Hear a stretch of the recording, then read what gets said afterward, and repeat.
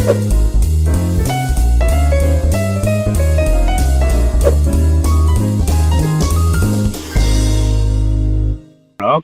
balik lagi bareng podcast BEM UPN Veteran Jakarta, Kabinet sama Gata. Kolaborasi aksi nyata. Ya, pada podcast kali ini kita masih akan tetap membahas isu-isu tentang sosial politik. Namun pada podcast ini akan membahas isu yang berbeda dari minggu lalu dan tentunya akan dipandu oleh orang yang berbeda. Podcast kali ini akan dipandu oleh gua sendiri, gua Axel, dan rekan gua Dipta. Kami dari Kementerian Sosial Politik, Direktorat Aksi dan Propaganda BEM UPN Veteran Jakarta. Gimana nih Dip, kabarnya lagi COVID-19 gini? Waduh, Sehat? Sel. Sehat, Sel. Walaupun kegiatan semuanya terbatas, tapi kita jangan pernah ragu untuk beraktivitas di rumah nih. Iya, mantap betul. Jadi gimana nih untuk podcast kali ini kita kira-kira mau bahas apa nih? Oke, untuk podcast hari ini spesial banget nih, Sel. Kita akan bahas satu isu yang concern di Indonesia. Kalau 2 minggu lalu Kementerian Sosial Politik udah membahas tentang polemik yang ada di istana terkait staf khusus presiden dan juga kartu prakerja, nah hari ini berbeda nih, Sel. Kita akan membahas tentang isu hak asasi manusia atau HAM. Wah, mantap tuh. Apalagi yang kita tahu isu HAM-HAM ini banyak di masa lampau, pelanggaran HAM yang sampai saat ini belum ada kejelasannya baik dalam penindaklanjutan para pelanggarnya maupun Betul. pembahasannya dari masa lampau tuh sampai saat ini masih bisa dibilang gantung sih. Belum terselesaikan, Sel, masalahnya, Ya, Sel. belum terselesaikan. Tapi hari ini kita nggak berdua aja di P. Hari ini kita juga kedatangan salah satu narasumber yang concern akan isu HAM. Dan Waduh. juga beliau merupakan peneliti di Kontras nih, Sel. Mungkin bisa langsung lu panggil aja nih, Sel. Oke, beliau ini sebelumnya mungkin gua bacain dulu sedikit kali ya track record dia. Lulusan dari SMAN 39 pada tahun 2008 sampai 2011.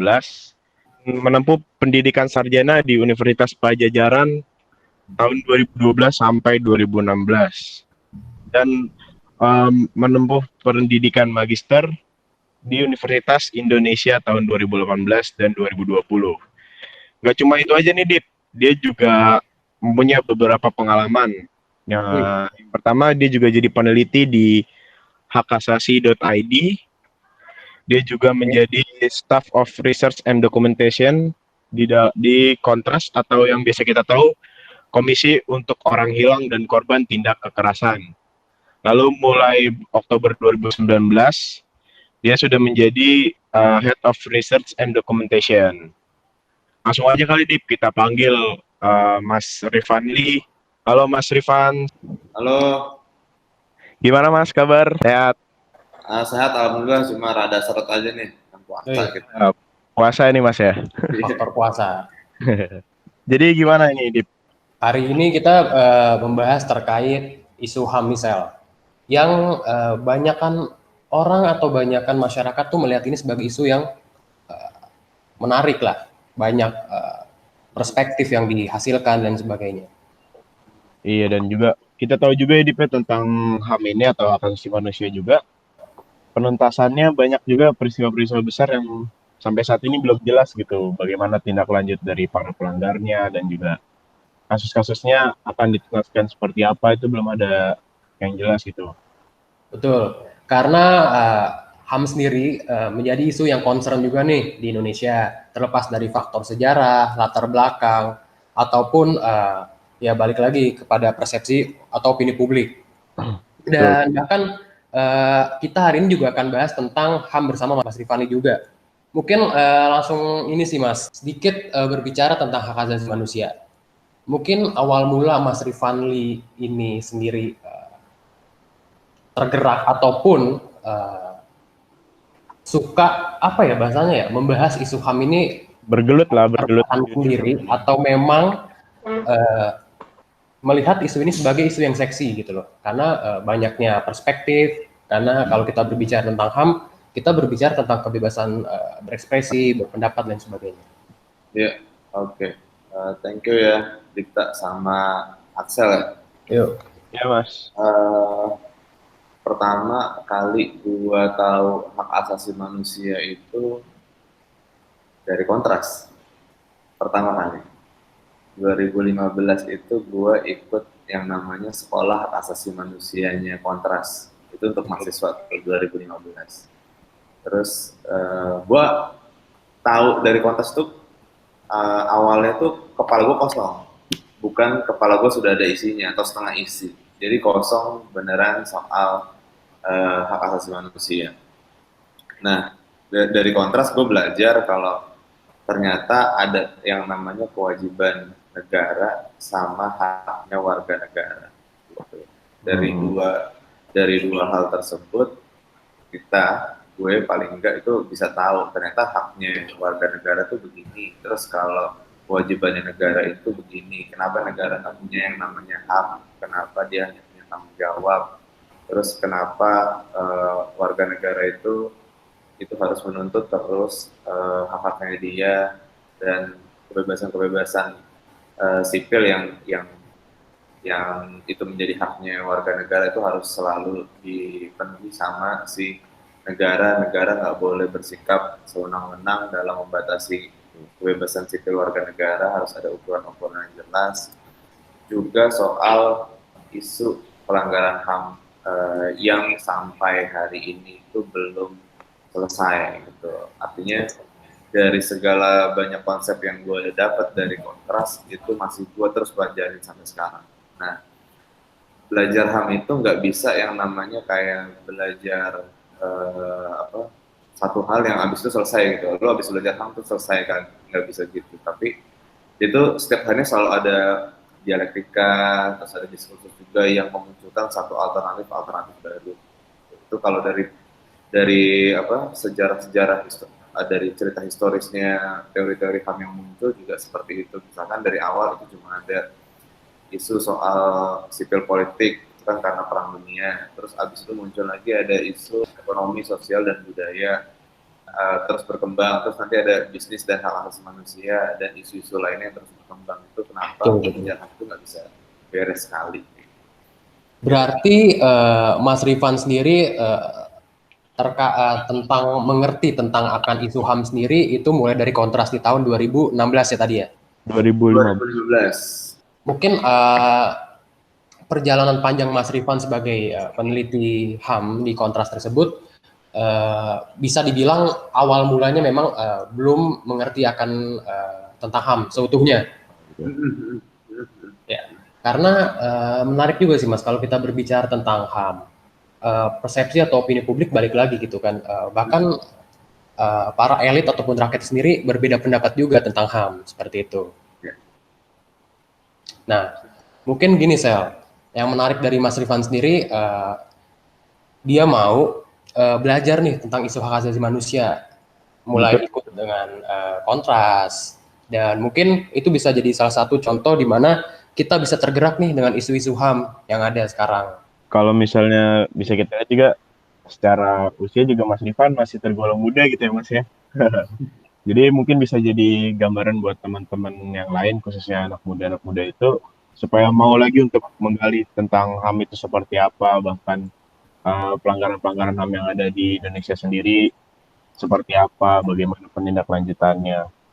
Kita agak masuk juga nih ke topik utama kita, yaitu menjadi sebuah pertanyaan besar sih Mas menurut saya juga bagi beberapa elemen masyarakat yang ada di Indonesia. Kenapa sih isu-isu HAM atau pelanggaran-pelanggaran HAM di masa lampau itu sampai saat ini masih belum jelas gitu penuntasannya? Menurut saya ini pertanyaan general gitu sih. Gimana Mas? Ya, sebelum gue jawab, kayaknya gue masih mau nambah cerita-cerita soal bagaimana keterlibatan anak muda harus punya boleh. Oh ya, boleh Mas. Iya, dalam kegiatan hak asasi manusia kayak gitu. Banyak yang menganggap bahwa cara warga negara bernegara itu kayak seolah-olah kita di dalam keluarga. Nah, ini yang berbahaya buat sebagian orang kalau kita berpandangannya demikian. Dan kenapa harus dibedakan? Karena kalau kita ada di lingkup keluarga, kita enggan untuk mengkoreksi kesalahan dari orang tua. Ada keengganan. Nah, tapi kalau dalam konteks negara, kita nggak bisa melihatnya seperti itu. Kita nggak bisa melihat bahwa presiden itu sebagai bapaknya kita di keluarga. Gitu. Jadi dia tetap harus dilihat sebagai kepala negara yang mempunyai tanggung jawab untuk memerintah jajarannya untuk memenuhi tiga prinsip dari hak asasi manusia itu sendiri. To fulfill, to protect, dan to respect. Jadi ada kewajiban yang harus kita tuntut itu sebagai warga negara kepada negara itu sendiri untuk menjalankan kewajiban-kewajibannya. Nah, makanya penting bagi sebagian orang konsep dasar mengenai hak asasi manusia ini, terutama anak muda ya, karena Betul Mas. peran dari anak muda ini kan, kalau buat gue sih gini, kalau gue percaya bahwa generasi di bawah gue itu selalu lebih baik daripada gue, dan di atas gue itu gue lebih baik kayak gitu. Jadi gue terus pokoknya selama kayak misalkan gue percaya bahwa lo semua ini, lo kan ada di bawah gue nih secara umur ya. Betul Mas. Saya kalian itu lebih baik daripada gue. Mungkin dalam konteks tertentu, tapi dalam konteks hak asasi manusia nanti lo akan terus berkembang dan lo akan menemukan kebaruan-kebaruan lainnya daripada yang muncul di zaman gue gitu. Nah, makanya pentingnya buat anak muda untuk mengetahui isu-isu hak asasi manusia ini, karena lo semua akan menemukan kebaruan-kebaruan itu. Tadi melanjutkan pertanyaan lo, Sel, apakah ada berapa pelanggaran HAM masal yang belum beres? Mungkin kagak beres di zaman sebelum gue, atau bisa beres sebagian di zaman gue, bisa beres utuh di zaman lu semua.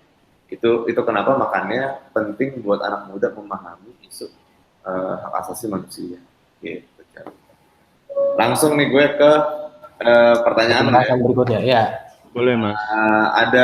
Memang ada cukup banyak kasus pelanggaran HAM masa lalu itu yang belum selesai. Gitu. Ada, kalau mau di bulan Mei sendiri itu sedikitnya tuh ada 5 lah, ada kerusuhan Mei, terus ada penghilangan paksa itu sendiri, ada Jambu Kepok, ada Marsinah juga, terus ada Dom Aceh, terus pekan penghilangan paksa ini yang sedang berlangsung.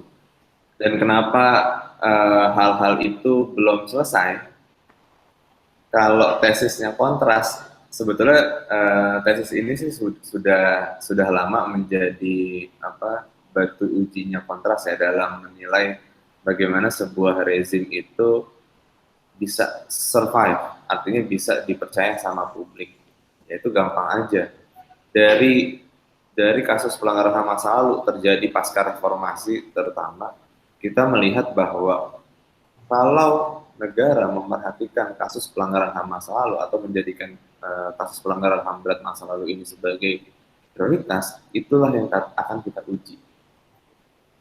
Jadi kita akan menguji, publik bisa menguji keseriusan negara dalam memenuhi atau menjadikan HAM sebagai prioritas itu dengan melihat dari penanganan kasus pelanggaran HAM berat masa lalu. Kita bisa melihat komitmen negara soal kemajuan HAM-nya, penghormatan HAM-nya, dan perlindungan HAM. Gue bisa list beberapa agendanya negara dari tahun 2015 yang ternyata itu nggak ada ujungnya. Jadi agendanya tuh kayak agenda rutin tahunan. Misalkan di tahun 2015 itu ada memorialisasi tragedi kerusuhan Mei 98. Terus dibentuk juga ada komite rekonsiliasi. Terus ada juga komite pengungkap kebenaran. Ini tahun 2015 tuh. Ada tiga kegiatan lah, ada 3 programnya negara yang dibuat di tahun 2015 untuk menghidupkan atau menyelesaikan atau dianggap sebagai sebuah jalan membuka penyelesaian kasus pelanggaran HAM berat masa lalu. Tapi nggak muncul juga. Gitu. Terus 2016, gue lanjutin dulu ya, sampai 2019 ini dikit-dikit aja. Ya. 2016 juga ada simposium sejarah nasional untuk tragedi 65. Waktu itu ketuanya itu masih Pak Luhut. Terus ada juga Dewan Kerukunan Nasional yang diisukan. Terus di 2017 nggak ada isu apa-apa, nggak ada badan apa yang dibentuk untuk menyelesaikan kasus pelanggaran berat masa lalu. 2018 masuk lagi Dewan Kerukunan Nasional yang mana ketuanya adalah Menko Polhukamnya itu adalah si Bapak Wiranto. Wah, menarik. Waduh, Terus di menarik. 2019 juga ada tim terpadu penanganan pelanggaran HAM berat yang mana masih dinaungi sama Bapak Wiranto juga. Kalau isu pelanggaran HAM berat masa lalu masih ada sampai hari ini, tesisnya kontras di tahun 2014, kalau yang sebelumnya kan tesis soal rezim. Di 2014, selama satu rezim memilih atau menjadikan terduga pelanggar HAM menjadi petugas-petugas di istana, selama itu pula kasus pelanggaran HAM masa lalu akan sulit untuk diselesaikan. Gitu cara. Jadi tadi bicara soal ini Mas juga ya, komitmen ya, komitmen untuk menyelesaikan kasus-kasus HAM ini. Sebenarnya komitmen itu harus ditanamkan dari kepala negaranya saja kah atau apa ya? Kayak elemen-elemen pendukung dari kepala negara juga itu harus berkomitmen bahwa kasus HAM ini harus diselesaikan. Seperti yang kita tahu juga kan kayak Komnas HAM itu hanya punya kewenangan untuk penyelidikan, namun penyidikan adanya di Jaksa Agung gitu kan. Ya, Nah itu gimana Mas kira-kira? Apakah emang kurangnya komitmen dari para aparatur negara kita ini untuk menyelesaikan atau menuntaskan pelanggaran-pelanggaran HAM yang sudah terjadi di masa lampau gitu? iya. Nah, kalau berkas-berkas yang diberikan atau dibuatkan sama si Komnas HAM itu kan sebetulnya sifatnya sudah tindak lanjut. Tinggal seharusnya kejaksaan itu hanya tinggal melanjutkan apa yang sudah diselidiki sama Komnas HAM, kayak gitu. Nah, tugas lanjutannya yang belum kan kalau beberapa berkas ya 9 kalau nggak salah 9 berkas itu dikembalikan kepada Komnas HAM lagi. Itu semestinya tidak dibalikkan, tapi semestinya dilanjutkan oleh kejaksaan untuk mencari tahu apa yang kurang. Nah itu tugasnya sih kejaksaan. Bung. Jadi nggak bisa tuh main putar balik. Kasus terakhir kalau saya tidak salah ingat, yang dibalikin adalah kasus Paniai. Iya. Nah, sebelumnya itu ada banyak kasus, itu ada 9 kasus tuh. Nah itu yang repot. Nah, sementara bolak-balik ini nggak terjadi di zaman kita doang. Ini udah beberapa kalinya. Gitu. Lo coba bayangin kalau di tahun ini tahun kedua bolak-balik kasus. Nah, tahun pertama perdebatannya apa? Apakah pertanyaan perdebatan itu sama kayak pertanyaan lo ke gue? Kan konyol ya. Kalau lo kita mempertanyakan kemampuan negara tuh tiap rezim sama gitu. Cuma waktunya aja yang berbeda. Ya kan? Iya benar-benar Mas. Dari tahun ke tahun gitu ya. Jadi aturan pertanyaan lo itu sebetulnya kebaruan karena negara sudah melakukan hal baru lainnya yang tidak dilakukan di rezim sebelumnya. Tapi pertanyaan lo sama, karena negara emang gitu-gitu aja coba. Benar-benar. Jadi sebenarnya harusnya kan kayak Komnas HAM udah menyerahkan beberapa berkas itu. Cuman namun yang saya dengar itu kayak misalnya ada kurang lengkap atau kurang cukup bukti untuk melakukan penyidikan di Jaksa Agung, terus sama Jaksa Agungnya dikembalikan gitu ya ke Komnas HAM-nya. Tapi seharusnya Jaksa Agung yang meneruskan itu gitu. Iya, nah semestinya karena kewenangannya si Komnas HAM cuma di tahap penyelidikan. Betul, Mas. Selanjutnya itu harus jalankan oleh si Kejaksaan Agung kayak gitu. Berarti bisa disimpulin gini Mas. Berarti pemerintah setiap tahunnya belum ada perkembangan untuk menanggapi isu HAM secara jelas. Berarti bisa disimpulkan perkembangan HAM ini stagnan. Bukan stagnan tapi nggak diberi ruang. Di tahun 2019 kita tuh tesis akhirnya di rezim pertamanya Jokowi. Itu ada gitu lah, terlalu yang pada kena kan. Jadi kita tesisnya adalah demokrasi menghilang, HAM tidak diberi ruang, atau HAM tidak diberi ruang, demokrasi menghilang. Itu konsekuensi logis lah ketika sebuah negara tidak memperhatikan atau menjadikan isu hak asasi manusia itu menjadi pertimbangan dalam memutuskan sesuatu. Nah, untuk menjawab untuk menjabarkan, untuk sampai ke tesis itu, itu tuh jalurnya memang kita melihat dari selain dari kasus pelanggaran HAM berat masa lalu, kita melihat dari kebebasan sipilnya warga negara. Teman kalau perhatiin sekarang di akhir tahun 2019 di periode terakhirnya Jokowi itu di tahun 2019 itu ada 3 kasus besar yang isunya itu kebebasan berkumpul dan berekspresi serta menyampaikan pendapat dan selalu mendapatkan representativitas dari aparat. 1 May Day, yang kedua 21-23 Mei kalau teman-teman ingat yang di depan Bawaslu. Terus juga ada aksi September 2019. Dampak yang paling nyata adalah teror terhadap warga negara. Teror terhadap warga negara ini konsekuensinya bagi publik adalah publik enggan lagi untuk berekspresi, berkumpul atau menyampaikan pendapat. Itulah kenapa Kontras bilangnya ada shrinking civic space atau menyusutnya ruang kebebasan sipil. Itu karena dia sebuah negara tidak memberikan ruang yang luas untuk isu kebebasan sipil gitu kan. Untuk yang tadi Kontras kan menemukan 3 pola itu ya Mas ya? Ya. Sebenarnya kan tadi di poin yang pertama saya nangkap ada pola pembungkamannya itu yang tidak ada ukuran yang jelas. Ya. Sebenarnya dari cara-cara pemerintah itu untuk membungkam hak kita untuk berpendapat di muka umum atau hak kita untuk menyampaikan aspirasi gitu, itu udah salah atau gimana sih Mas? Maksudnya kayak udah dibungkam duluan gitu. Itu merupakan penyalahan. Karena gini gue lihat juga kebebasan berpendapat atau berekspresi juga makin lama makin terbatas nih. Ya betul. Jadi begini nih ngeliatnya. Lu kenapa pada ditangkepin ya? Karena lu sedang menggunakan hak konstitusi lu untuk menyeimbangkan diskusi negara. Dan semakin negara tidak suka diseimbangkan, semakin otoritarian lah sebuah negara, sebuah rezim. Oke.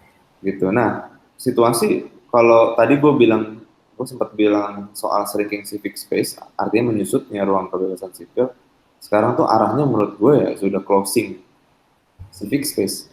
Lu hampir ketutup lu mau ngomong apa udah bingung, ruangnya kagak ada. Contoh, di lapangan, 3 aksi besar yang tadi gue kasih tahu, yang gue bilang dan kayaknya lu juga pada tahu, May Day, terus juga ada 21-23 September, terus ada 23-30 September 2019 semuanya, itu di lapangan kan kejadiannya kan, di jalan kan, Iya.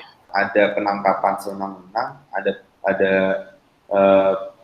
penyiksaan, ada penganiayaan.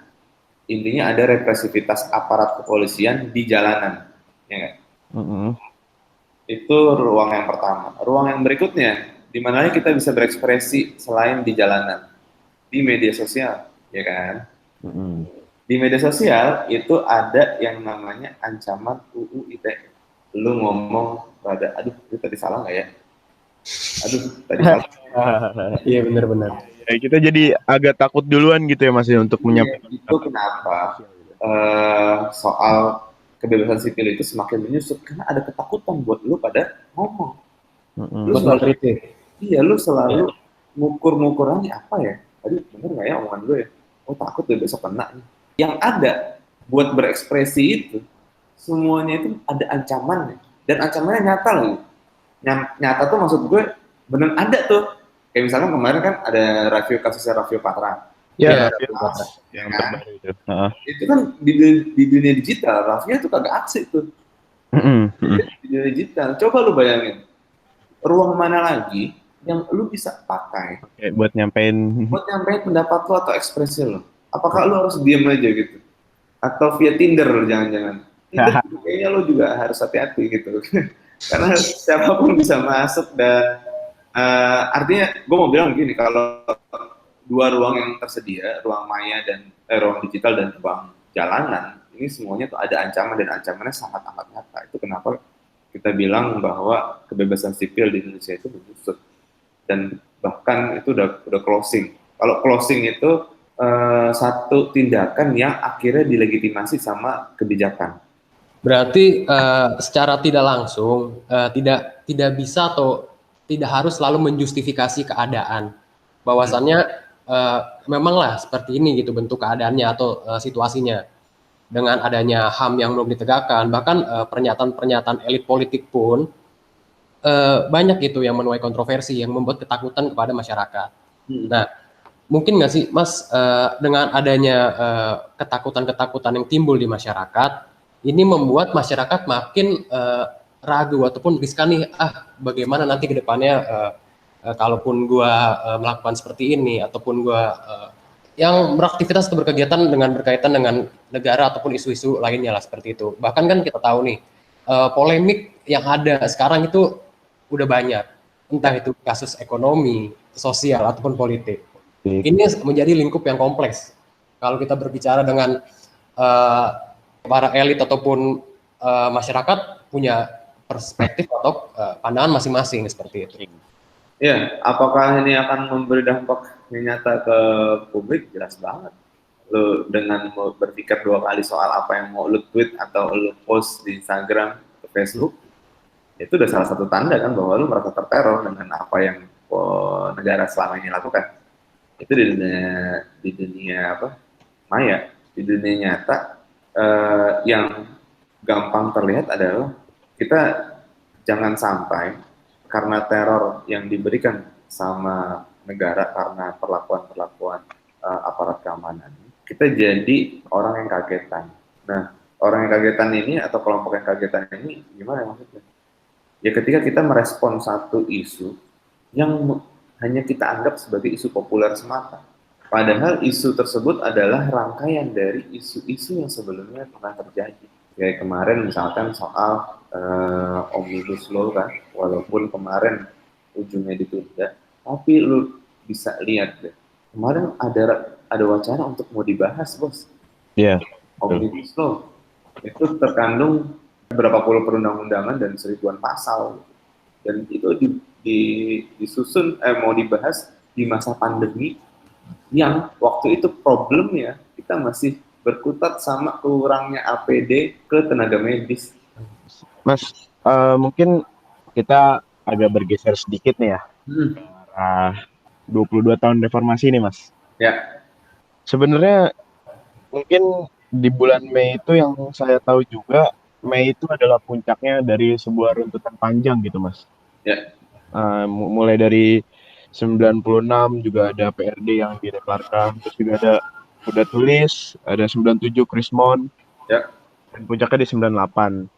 Nah, saat itu menurut saya juga dari khususnya teman-teman mahasiswa ya Mas, bentuk manifestasi kritik mereka kepada pemerintahan saat itu. Namun apa ya, reaksi dari pemerintah seperti yang kita tahu, kita punya tragedi Trisakti, Semanggi satu, Semanggi 2 yang sampai saat ini masih dikatakan bukan pelanggaran HAM berat gitu. Nah itu kira-kira menurut Mas Rifan gimana sih terhadap 3 kasus itu, terutama yang Trisakti, Semanggi satu, Semanggi 2, itu tergolong, kalau misalnya dari Mas selaku peneliti HAM itu dalam kontras itu, gimana sih Mas menggolongkan kasus-kasus ini? Menggolongkan gimana, Mas? Maksudnya kayak apa tadi dibilang oleh Jaksa Agung bahwa ini bukan tergolong dalam kasus pelanggaran HAM berat. Sedangkan kita sudah tahu bahwa ini adalah kasus pelanggaran HAM gitu loh. Oh iya iya iya iya iya. Iya, iya, jadi apa? Kalau soal soal batasan-batasan dari pelanggaran HAM berat itu yang pernah digaungkan sama kelompok oposisi kita tuh, terstruktur, masif, dan sistematis gitu loh. Nah, kemarin itu kayaknya siapa Jaksa Agung ini kayaknya soal konsep aja dia agak ngelos, jadinya dianggapnya dia main ngomong aja bahwa kasus Semanggi satu dan Semanggi 2 itu bukan termasuk ke dalam isu pelanggaran HAM berat gitu. Cacat konsep berpikir ini itu sudah terjadi dari rezim sebelumnya juga. Nah, yang mau gue sampaikan, kita lagi-lagi hanya menerima pernyataan-pernyataan yang berulang dari pejabat negara, tapi dari beda mulut saja. Jadi misalkan ada komentar-komentar soal berkasnya dikembalikan atau ini belum lengkap, yang tadi gue bilang di awal bahwa ini sebetulnya hanya mengulang aja. Nah, kalau soal di bulan Mei itu sendiri kan memang ini peristiwa yang bisa dianggap sebagai satu titik tolak lah ya, satu titik tolak yang apa bisa kita lihat bagaimana sebuah negara itu membaik atau memburuk. Nah, kalau dari penjelasan-penjelasan yang tadi sudah kita bahas, kita di tahun 98 itu merasa bahwa kita telah menumbangkan rezim Orde Baru. Tapi dari penjelasan-penjelasan atau dari bahasan-bahasan yang sudah kita bicarakan dari tadi, ini kok kayak berulang. Di tahun 98 kita ngelihat banyak video atau footage yang kalian bisa ngelihat di YouTube ataupun di TV, bagaimana polisi melakukan penembakan semena-mena, tentara melakukan penganiayaan. Kok hari ini kayak gitu lagi? Itu bisa kita sebut sebagai neo orba. Berarti kalaupun kita tarik garis besar nih Mas Rifan, bahwa dari rezim per rezim atau pemerintah dari pemerintah berikutnya, kalaupun kita lihat dari rezim pemerintah Jokowi sendiri tidak selalu berfokus pada masalah substansial seperti hak asasi manusia. Di rezim ini juga mereka selalu memberikan satu terobosan-terobosan seperti halnya mementingkan infrastruktur ataupun perekonomian yang menjadi isu utamanya atau main isu. Bahkan di rezim Jokowi sendiri penegakan HAM pun masih dibilang ya begini-begini aja gitu kalaupun dilihat. Nah mungkin ada nggak sih langkah-langkah yang harus dikejar oleh pemerintah dalam memberikan satu space terhadap penanggulangan isu hak asasi manusia? Atau memang itu harus kesadaran dari pemerintah sendiri? Atau memang isu HAM ini juga isu yang bisa dikaitkan dengan ya elektoral lah sepertinya? Oke. Pertama, isu apapun yang high politik itu harus ada kemauan politik yang tegas. Oke. Nah, ini kan kalau lu dengar omongan gue kayak gini nih, itu kedengarannya klise. Political will, beberapa kasus atau beberapa isu itu selalu ada political will. Tapi kita nggak pernah, kenapa kita terus kayak gitu? Karena kita nggak pernah menemukan langkah konkretnya dari negara. Kalau lu nanya yang konkret, soal apa yang harus dilakukan negara dalam membuka ruang atau memperjelas jalan penyelesaian kasus pelanggaran HAM berat masa lalu, bersihin semua orang-orang yang menjadi terduga pelanggaran HAM berat masa lalu di istana. Itu satu langkah konkret yang bisa dilakukan sama negara. Nah, untuk melakukan itu gimana? Ya, political will. Memang lo ada kemauan politik untuk membersihkan rumah sendiri gitu. Jadi kalau itu nggak dilakukan, lo mau berharap sederhana aja nggak mungkin. Karena presiden atau karena negara itu akan terjebak sama konflik of interest itu sendiri gitu. Selama terduga pelanggar HAM-nya itu ada di lingkaran istana. Yang kedua, instrumen hukumnya harus digunakan dengan jelas. Misalkan kayak ada dorongan dari rekomendasi DPR yang sempat mengatakan kalau pembentukan pengadilan HAM ad hoc terus diupayakan untuk ke arah sana. Misalkan ada Jaksa Agung yang 2 kali ganti Jaksa Agung ini, kita selalu terjebak sama frasa kurangnya bukti atau pengembalian berkas. Padahal itu yang sebetulnya adalah itu kewajibannya dia sendiri. Mas, sebenarnya yang kita tahu juga aksi Kamisan minggu lalu udah sampai angka yang lumayan banyak ya, 634 gitu kan. Nah, sampai saat ini juga masih banyak perjuangan-perjuangan untuk penuntasan kasus HAM yang terjadi khususnya 22 tahun lalu, yaitu Trisakti, Semanggi 1, Semanggi 2. Sebenarnya apa sih Mas yang menitik beratkan untuk proses penemuan barang bukti terhadap pelanggaran masa lalu? Kadang kan yang kita tahu juga alasannya kayak barang buktinya kurang data, nah segala macam itu. Sebenarnya apa sih Mas yang menitik beratkan itu sampai kok susah banget gitu untuk diungkap kasus itu? Ya saksi dan bukti. Saksinya misalkan udah nggak ada gitu kan. Terus buktinya dianggapnya sudah tidak relevan kayak gitu.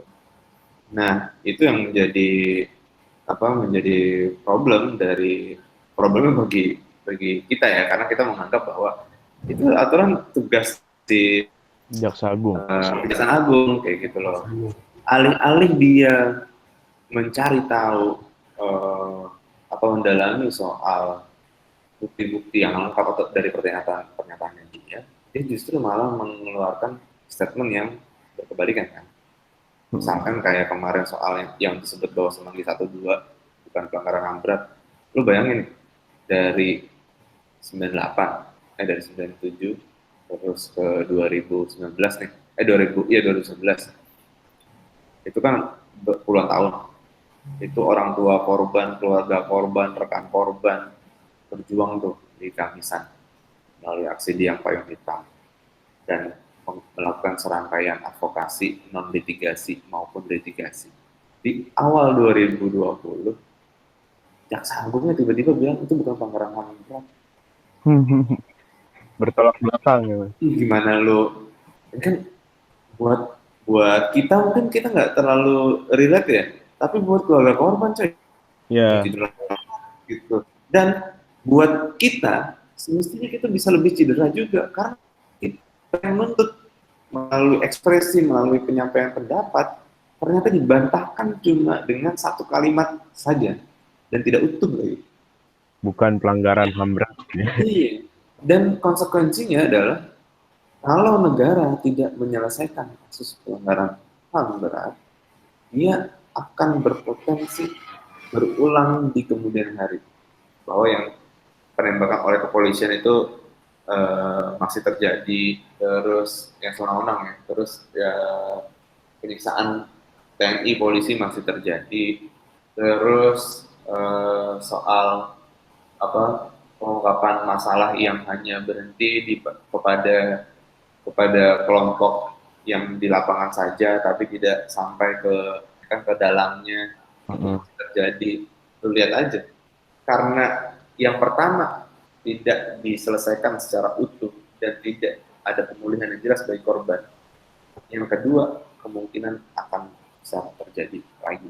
Itu kenapa tadi gue di awal tuh menyinggung bahwa yang kita bahas hari ini mungkin aja nih, dulu ada mahasiswa juga yang ngebahas kayak gini. Gitu loh. Ya. Jadi ngulang-ngulang aja, dan mungkin kalau ini masih gini-gini aja, mungkin 10 tahun lagi nih, ada lagi nih Dipta dan Axel lainnya, dan gue lainnya. Ngulang, repro gitu. Tanpa ada satu pembaruan khusus. Tapi kalau saya lihat ya Mas, yang tadi dibilang bahwa yang menitik beratkan untuk pencarian bukti itu saksi dan barang bukti ya. Cara formal dan material. Kalau misalnya kita semakin lama nih Mas, penuntasan ini semakin mundur, menurut saya juga akan kehilangan lebih banyak lagi saksi dan barang bukti yang semakin tidak relevan gitu ya Mas ya. Apa mungkin itu salah satu caranya yang dilakukan untuk tidak membahas kasus ini? Nah, jadi kan si Komnas HAM ini kan punya kewenangan untuk menyelidiki, ya kan? Iya. Tahapan yang bisa dilakukan sama si Komnas HAM adalah penyelidikan. Nah, di tahapan penyelidikan itu ada yang namanya supervisi dan koordinasi dari Kejaksaan Agung, bos. Itu nggak muncul, itu nggak dilakukan tuh sama si Kejaksaan Agung. Kan aneh ya. Ini tugasnya Kejaksaan Agung untuk melakukan supervisi dan koordinasi dengan Komnas HAM saat proses penyelidikan. Terus pas proses penyelidikannya beres, terus dikasih berkasnya itu ke Kejaksaan Agung, dianggapnya kurang bukti tuh. Jadi lu yang harusnya ngecek dari awal bareng-bareng nih. Tapi itu lu baru cek pas Komnas HAM udah yang ngasihin. Nanti alasan ke publiknya adalah kurang cukup bukti atau kurang berkas.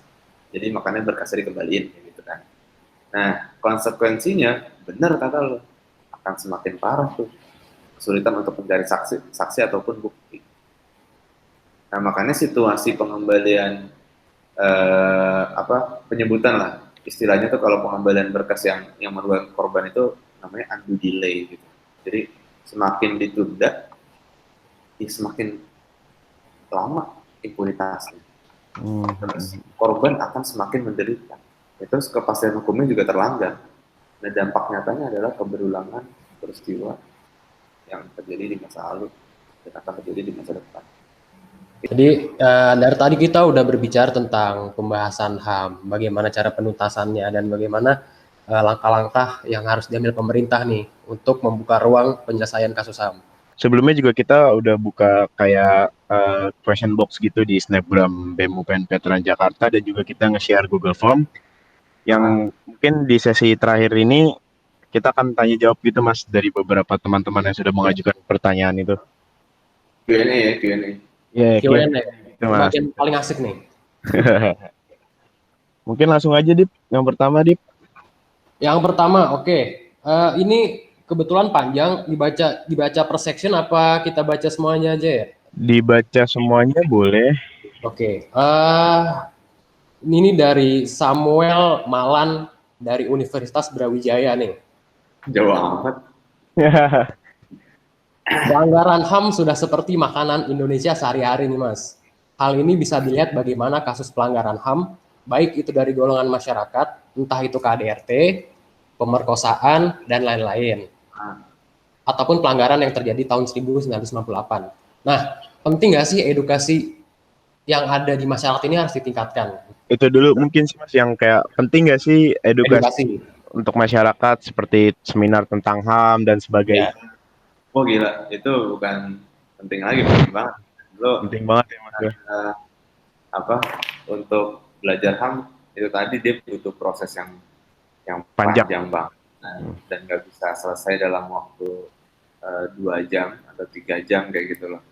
Nah, kenapa penting? Karena lo harus mengetahui dulu bagaimana sejarah HAM itu muncul kayak gitu kan, prinsip-prinsipnya itu kayak gimana aja. Misalkan kalau kenapa orang di saat pandemi ini itu ngomongin soal isu PHK.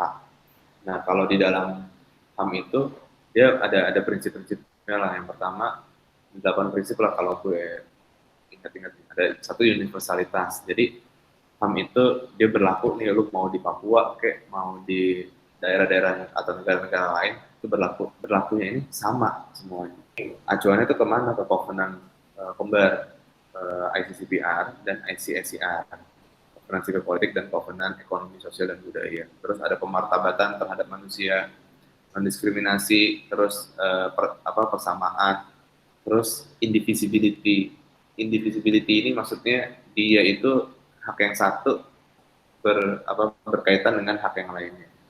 Ini pertanyaan itu bagaimana penyelesaian untuk kasus-kasus HAM yang terbuka atau terselesaikan seperti yang telah disebutkan? Apakah ini disebabkan memang ada unsur politis di dalam pemerintahan di mana masih banyak orang-orang Orde Baru gitu kan? Yang kayak tadi Mas Rifan bilang tadi yang kayak political will itu Mas. Dipertanyakan itu apa maksudnya kenapa belum terselesaikan gitu loh sampai saat ini? Apakah memang ada unsur politis di dalam pemerintahan? Kalau mau normatif dulu, pertama nggak ada political will, nggak ada kemauan politik ya. Terus kalau mau konkret lagi, karena terduga pelanggaran HAM masih ada di sekitar istana. Makanya kalau mau langkah konkret dalam memajukan atau langkah maju ya menyelesaikan kasus pelanggaran HAM masa lalu, ya singkirin dulu yang terduga-terduanya. Karena lu menyingkirkan konflik of interest di situ. Gitu. Itu yang harus dilakukan sama si negara. Ini lanjutan nih. Buat memahami bagaimana HAM bekerja, dan ini penting banget buat kalian semua untuk menjadikan ini sebagai satu landasan dasar, kan? Jadi gue nyebutnya sih postulat ya, meskipun ini terus berkembang, tapi setidaknya ini prinsip-prinsip atau satu isu yang harus dipahami oleh bersama. Lanjut ke pertanyaan berikutnya ya. Ini pertanyaannya menarik sih ini. Oh iya, ini pertanyaan dari Ismiraj dari Hubungan Internasional Fakultas Ilmu Sosial Politik. Sebagai mahasiswa, apakah langkah yang paling tepat yang bisa dilakukan untuk terus serta dalam memperjuangkan penyelesaian kasus HAM di masa lalu gitu kan? Kayak kita sebagai mahasiswa kadang juga pengen tahu gitu Mas, kita bisa turut andil dalam penyelesaian kasus HAM itu dalam lini apa gitu. Oke. Satu, jangan pernah takut buat berkumpul. Gunakan terus kebebasan sipil kita untuk menyampaikan pendapat. Dan gunakan semua ruang yang ada. tapi lu juga harus kontrol. Iya. Gue, lu harus perhatiin bagaimana cara lu memainkan isu. Toh lu, beberapa orang kan ada yang memang murni nggak tahu sama sekali soal kasus ya, atau isu tertentu. Sementara lo yang tahu ini lo harus cari tahu cara mainnya kayak gimana. Gitu. Kayak penggunaan ruang-ruang itu harus digunakan secara maksimal ya, bukan yang kayak misalkan tiba-tiba ruang itu digunakan untuk endorse salah satu e-commerce kayak gitu kan. Kemarin sempat ramai diperbincangkan oleh salah satu mantan ketua BEM. Mantap. Ya. Lu punya masa, lu punya audiens, gunakan itu untuk menyampaikan isu-isu yang sedang terjadi. Ada Windu Farjana dari Fakultas Hukum, Mas. Bagaimana langkah yang baik ke depannya agar kasus pelanggaran HAM yang terjadi pada pasca reformasi dapat dibuka oleh pemerintah saat ini? Langkah tadi apa? Langkah yang baik itu, langkah konkret gitu yang supaya kasus pelanggaran HAM itu bisa kita buka atau bisa kita pecah. Dilanjutkan kali ya, karena kalau terbuka ya terbuka gitu. Sebenarnya dilanjutkan. Oh gila coy, ini kayak ngulang-ngulang berkali-kali aja. Political will itu penting. Klise tapi penting coy. Political will itu klise kedengarannya, tapi ya itu harus jadi dasar. Itu yang pertama, yang bisa dilakukan gitu kan. Gabunglah sama kamisan-kamisan yang ada di daerah-daerah masing-masing gitu. Sempatkanlah 1, 2, 3 kali atau beberapa kali untuk turun ke kamisan, karena itu ruang yang ada sejauh ini untuk menuju kasus-kasus masa lalu, bahkan bukan cuma masa lalu aja, tapi untuk isu-isu kekinian juga kadang suka ada kampanyenya kok di sana gitu. Nah ini juga penting buat regenerasi. Kalau mahasiswa pada mau terlibat soal isu pelanggaran HAM berat masa lalu atau isu hak asasi manusia, bisa mulai kok nanti ngobrol-ngobrol sama orang-orang yang ada di kamisan gitu coy. Oke. Udah semua pertanyaan yang dijawab oleh Mas Rifan. Kebetulan juga semua pertanyaannya sama semua yang udah kita bahas tadi di awal, Cel. Mungkin ada closing statement dari Mas Rifan buat atau apa gitu yang pengen disampaikan khususnya untuk para pendengar ini yang mayoritas adalah mahasiswa, apa gitu Mas Rifan punya pesan apa? Pesannya tadi gue sebenarnya udah singgung juga sih dari tadi, kalau kita harus terus bersolidaritas di masa pandemi ini. Proses pembentukan solidaritas organik itu sangat penting, sambil kita menyiapkan bahwa ada kondisi new normal yang disebutkan sama pejabat negara, karena kita nggak tahu new normal versinya dia dengan new normal versinya kita apa. Kita selalu harus terus membuka kemungkinan-kemungkinan yang terjadi dengan sambil melihat kasus yang pernah terjadi sebelumnya, baik yang pelanggaran HAM berat masa lalu maupun pelanggaran HAM biasa yang pada tahun lalu itu banyak yang terjadi, supaya ketika kita turun nanti, supaya ketika situasi new normal atau normal yang baru itu kita bisa siap dan terus menjaga nafas kita dalam memperjuangkan isu-isu hak asasi manusia. Oke, Mas Rifan, mungkin Dip ada lagi, Dip? Oke, mungkin dari tadi pembicaraan yang udah kita bahas juga tentang HAM, mungkin lebih banyak kita tahu lah bagaimana kita bisa mengedukasi mahasiswa juga, bagaimana kita bisa memberikan opini-opini atau perspektif baru terkait apa yang udah kita bahas di hari ini. Dan mungkin terima kasih juga buat Mas Rifan yang udah menyempatkan waktunya berbagi cerita, berbagi pengalaman juga. Bagaimana awal mula Mas Rifan tertarik dari isu-isu HAM, bagaimana Mas Rifan tertarik akan penegakan HAM dan sebagainya. Mungkin itu aja sih Mas, terima kasih atas waktunya dan semoga pesan-pesan atau sharing-sharing yang tadi udah diberikan dapat bermanfaat bagi kami khususnya teman-teman mahasiswa Mas. Yo, sama-sama. Ya, terima kasih Mas Rifan.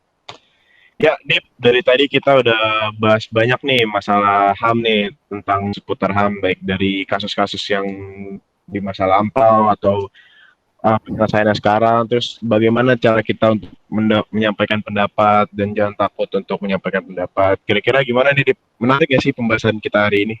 Menarik banget, Sel. Untungnya hari ini kita juga bisa menghadirkan Mas Rival. Kita bisa mendapatkan edukasi yang banyak tentang bagaimana sih isu HAM yang ada di Indonesia, perkembangannya seperti apa. Dan mungkin kita garisin besar aja nih, Sel. Bagaimana isu HAM ini menjadi isu yang concern di Indonesia. Nah, mungkin untuk teman-teman, terima kasih juga yang untuk telah mendengarkan podcast kita nih, Sel. Betul. Dan untuk kedepannya ditunggu aja pembahasan-pembahasan tentang isu-isu sosial politik atau isu yang concern di Indonesia. Jangan lupa untuk terus kritis akan suatu isu Dan jangan takut untuk menyampaikan pendapat dan jangan takut untuk menyampaikan aspirasi kalian karena kalian juga punya hak untuk menyampaikan pendapat kalian. betul. Itu saja dari kita dan yang terakhir, hidup korban, Jangan diam, jangan diam. lawan. Terima kasih.